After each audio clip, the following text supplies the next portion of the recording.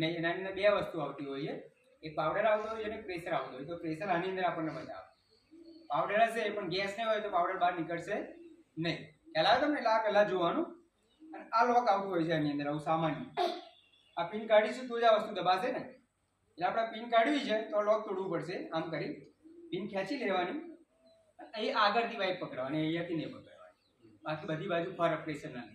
અહીંયાથી tight pipe પકડી ધીમે આમ કરીને પ્રેસ કરવાનું રહેશે.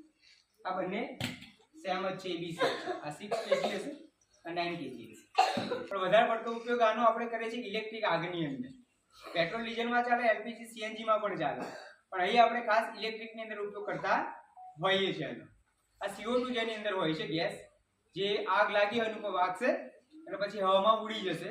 તો કોઈ પણ વસ્તુનું નુકસાન, ડેમેજ થશે નહીં પાવડરના જીવ. એટલા માટે આનો ઉપયોગ કરવા માટે આપણે ઘેર કેવો પાણીનો નળ ખોલતા હોઈએ છીએ, બંધ કરતા હોઈએ છીએ, એના ઉપર ક્લોઝ પણ ઉપર લખેલો હોય છે. આમ કરશો ખુલશે ને આમ કરશો વખાઈ જશે.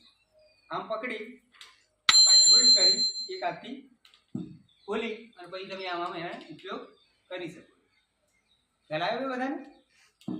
ખબર પડી? બધું ક્લિયર? તમને બધું સમજણ પડી?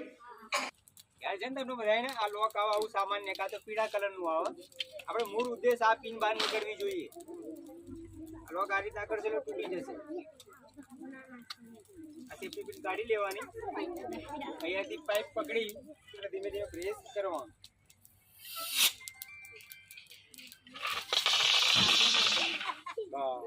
બસ બસ બસ.